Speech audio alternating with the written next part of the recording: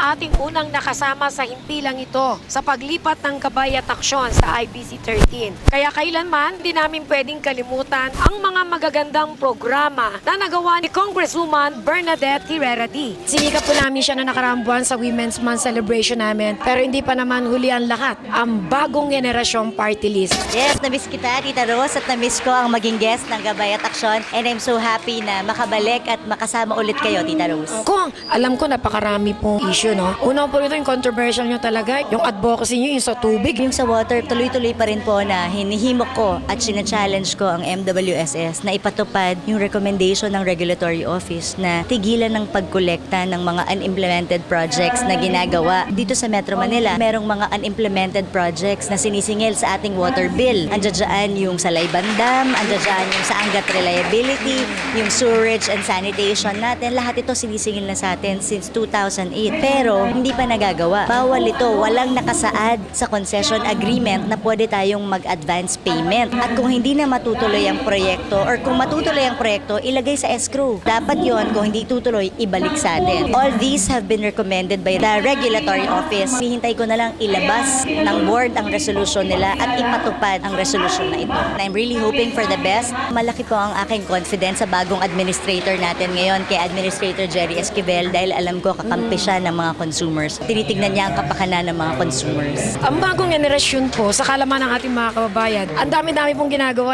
objektibo. Kaya minsan, ang bagong generasyon, minsan na sasama ang pangalan no, sa mga karapatang pambata, karapatan ng kababaihan. Isa sa mga bills na pinapasa namin at napasa ko na sa committee level, yung Positive Discipline Act of 2011. Ito ay pinapromote natin, yung bawal ang pagpalo sa mga anak, bawal ang pagsasakit sa mga anak, pagpapahiya sa mga bata. Kung di ang dapat, positive discipline ang ipairal natin sa panahon ngayon. Bawal ang any form of degradation, humiliation. Kaya nakatutok tayo dito sa issue na to. The yellow color is very identified with President Noy Aquino na maganda naman ang nagiging result naman po ng pagtakbo ng ating pamahalaan. I'm very proud to be associated with the Aquino administration because if there's one thing na talagang tinatayuan niya, kahit ano pa man ipukpok sa kanya, ang good governance at transparency hawak niya. At yun ang masarap to be a supporter of the Aquino administration. Taas noo ka, isa ang sigurado ka. He will not tolerate any form of corruption in the government. Straight. Kung bukod po rito, sinasabi natin yung objektibo po ng bagong generasyon. Very active po sa mga medical and civic action po ang bagong generasyon. Are you still doing this?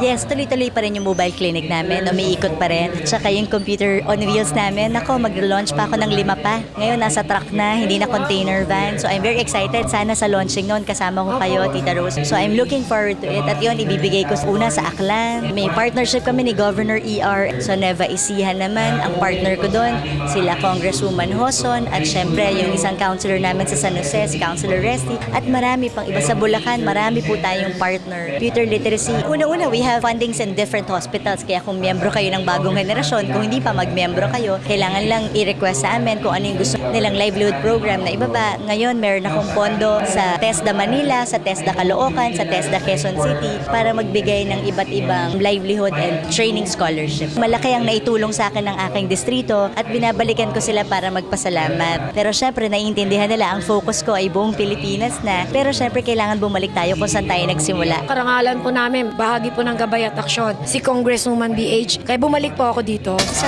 ating mga kababayan, maging mapagmatsyag tayo sa lahat ng nangyayari sa ating bansa. Katulad ng ating sitwasyon sa tubig, yung mga binabayaran natin tubig, we have to be aware para nang sa ganon, hindi tayo pwedeng tapak-tapakan ng malalaking mga government agencies and negosyante. We should know our rights. Sana nabawasan ng piso, 2 piso yung bill natin bawat cubic meter. So malaki ang magiging epekto nito sa ating presyo ng tubig. Tulong-tulong lang po tayo, ipagdasal po natin ang ating Pangulo at ipagdasal nyo rin po ang bagong henerasyon para na tayuan ang mga issues na dapat tuyuan sa ating bansa.